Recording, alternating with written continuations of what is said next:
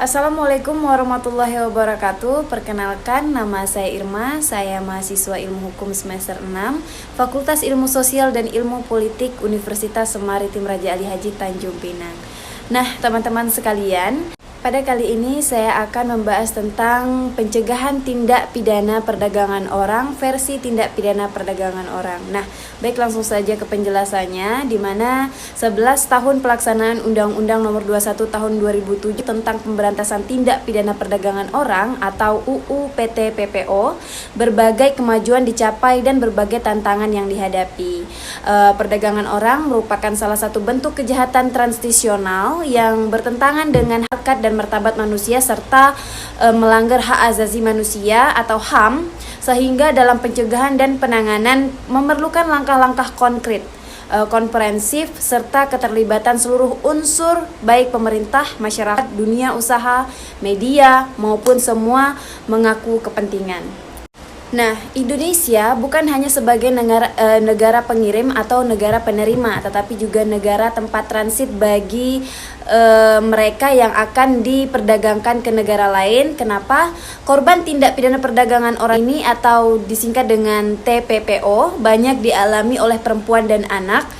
Berdasarkan laporan Badan Reserse Kriminal Kepolisian Negara Republik Indonesia atau Breskrim Polri tahun 2018 lalu, korban perempuan sebanyak 70% dari 297 orang korban, dengan rincian korban perempuan dewasa 190 korban dan anak perempuan 18 orang, sedangkan sisanya korban laki-laki dewasa dan anak laki-laki. Nah, untuk itu pemerintah dalam pemberantasan TPPO membentuk gugus tugas pencegahan dan penanganan tindak pidana perdagangan orang atau GTPPT PPO yang didasarkan pada Peraturan Presiden Nomor 69 Tahun 2008 tentang gugus tugas pencegahan dan penanganan tindak pidana perdagangan orang. Aksi gugus tugas tersusun dalam Rencana Aksi Nasional Pemberantasan Tindak Pidana Perdagangan Orang atau RAN PT PPO ditetapkan tahun 2016 tentang Rencana Aksi Nasional Pemberantasan Tindak Pidana Perdagangan Orang 2015 hingga 2019. Nah, teman-teman sekalian, untuk selanjutnya gambaran umum kasus TPPO atau tindak pidana perdagangan orang. Fenomena ini yang sering terungkap dalam persidangan sebagian besar adalah korban TPPO untuk tujuan eksploitasi seksual atau pelacuran dalam pedofilia dan bekerja pada tempat-tempat kasar dengan upah rendah seperti di perkebunan, buruh, dan pekerjaan rumah tangga. Nah, dan juga banyak faktor penyebab TPPO, antara lain yang pertama kebiasaan merantau, ngenger untuk memperbaiki nasib, kemiskinan dan tingkat pendidikan rendah, tradisi mengawinkan anak di usia muda, gaya hidup kota yang konsumtif, kebiasaan menganggap pelacuran sebagai hal yang lumrah, bisnis buruh migran, perkembangan menjadi industri yang sangat menguntungkan, semakin meningkatnya kejahatan terorganisir, diskriminasi dan persoalan gender, dan memenuhi kebutuhan narkoba.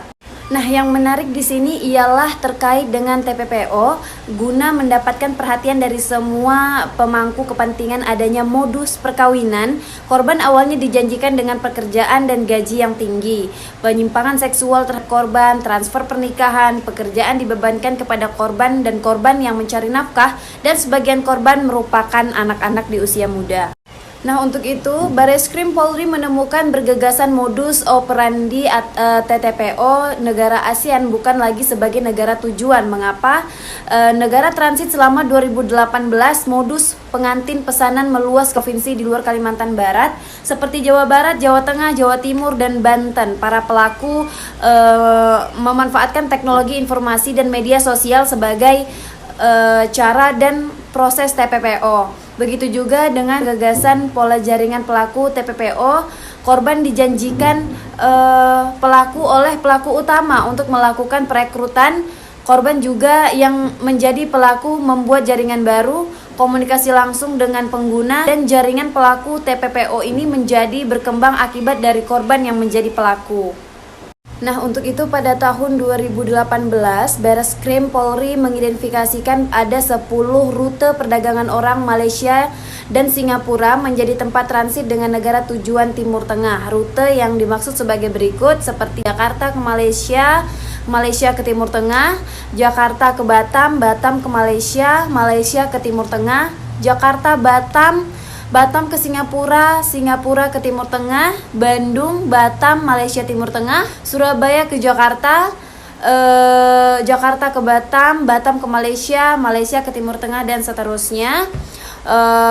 Dan juga Nusa Tenggara Timur ke Surabaya, Batam ke Malaysia, dan Malaysia ke Timur Tengah. Nah, selanjutnya gugus tugas pencegahan dan penanganan tindak pidana perdagangan orang pusat merupakan lembaga koordinatif yang bertugas mengkoordinasikan upaya pencegahan dan penanganan tindak pidana perdagangan orang tingkat nasional. Pimpinan gugus tugas PPT PPO terdiri atas ketua adalah Menteri Koordinator Bidang Pembangunan Manusia dan Kebudayaan, sebelum Menteri Negara Koordinator Bidang Kesejahteraan Rakyat. Ketua harian adalah Menteri Pemberdayaan Perempuan dan Perlindungan Anak. Sebelumnya Menteri Pemberdayaan Perempuan, anggotanya adalah Menteri Dalam Negeri, Menteri Luar Negeri, Menteri Keuangan, Menteri Agama, Menteri Hukum dan HAM, Menteri Perhubungan, Menteri dan Informatika, Menteri Negara Perencanaan Pembangunan atau Kepala Bappenas, Menteri Negara Pemuda dan Olahraga, Kepala Kepolisian Negara Republik Indonesia, Jaksa Agung Republik Indonesia, Kepala Badan Nasional Penempatan dan Perlindungan TKI, Kepala Badan Intelijen Negara, dan Kepala Badan Pusat Statistik. Nah, untuk itu teman-teman sekalian, gugus tugas ini mempunyai tugas di mana mengkoordinasikan upaya pencegahan dan penanganan tindak pidana perdagangan orang. Yang kedua, melaksanakan advokasi, sosialisasi, pelatihan dan kerjasama baik nasional maupun internasional. Yang ketiga, memantau perkembangan pelaksanaan perlindungan korban yang meliputi rehabilitasi, pemulangan dan reintegrasi sosial. Yang keempat, memantau perkembangan pelaksanaan penegakan hukum, dan yang terakhir melaksanakan pelaporan dan evaluasi. Nah, gugus ini pula dibantu oleh unit kerja sekretariat atau unit kerja ini dipimpin oleh seseorang kepala sekretariat yang secara fungsional bertanggung jawab kepada gugus tugas pusat dan secara administratif bertanggung jawab kepada menteri. Sedangkan untuk menjamin sinergitas dan kesinambungan langkah-langkah pemberantasan tindak pidana perdagangan orang secara terpadu, gugus tugas pusat, gugus tugas provinsi, dan gugus tugas kabupaten atau kota melakukan koordinasi dan hubungan secara langsung dengan instansi terkait pihak terkait lainnya untuk menyusun kebijakan, program, dan kegiatan dalam bentuk rencana aksi nasional dan rencana aksi daerah. Nah, untuk selanjutnya kita masuk ke pencegahan, yaitu capaian signifikan untuk pencegahan TPPO pada waktu 2018 adalah Kepolisian Republik Indonesia mengirimkan telegram ke seluruh kepolisian daerah untuk memberikan arahan dan melakukan pencegahan TPPO di wilayah hukum masing-masing.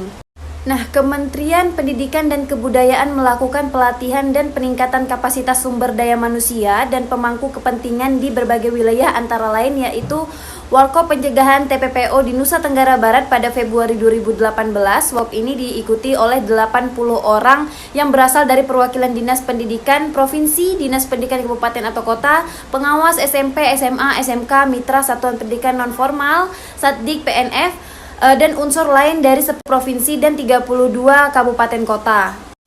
Nah, selanjutnya untuk orientasi teknis untuk 20 lembaga penerimaan bantuan program PT PPO di Jakarta pada Maret 2018 lalu. Selanjutnya peningkatan kapasitas untuk 3.000 orang pemangku kepentingan unsur aparat pemerintah tingkat desa, guru dan perwakilan siswa, organisasi pemuda, organisasi sosial dan keagamaan, serta tokoh masyarakat dan agama dan perwakilan orang tua siswa di 20 kabupaten atau kota di 10 provinsi.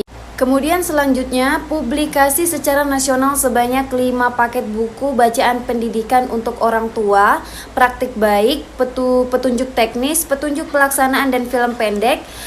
Kemudian publikasi secara lokal sebanyak 20 paket komunikasi, informasi, dan edukasi atau KIE yang berisi film dokumenter, leaflet, poster, banner, baliho, spanduk, dan naskah talk show, radio atau TV oleh lembaga mitra di 20 kabupaten atau kota di 10 provinsi. Kemudian pembentukan model pencegahan PT PPO berupa sosialisasi lanjutan kepada pemuda, siswa sekolah, orang tua, dan anggota masyarakat.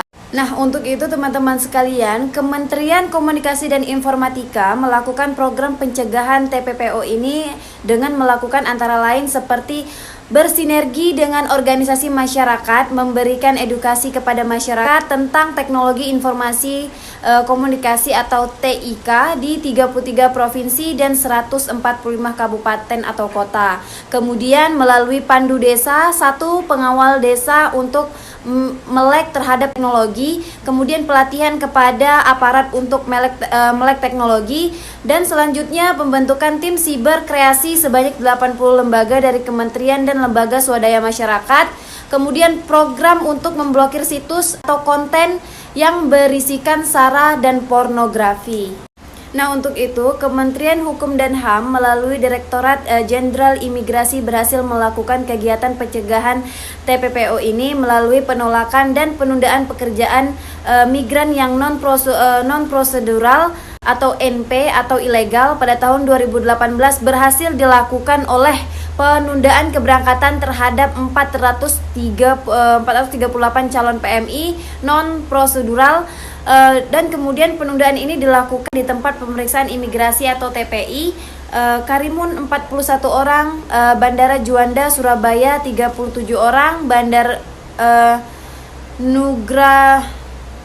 Ngurah Rai 18 orang, Dumai 16 orang, Nongsapura atau Batam 14 orang. Kemudian Citra Tritunas Batam 12 orang, Bandara Minangkabau 11 orang, Aruk Sambas 6 orang, Lombok 3 orang, Bandara Kuala Namu 3 orang, dan masing-masing 1 orang.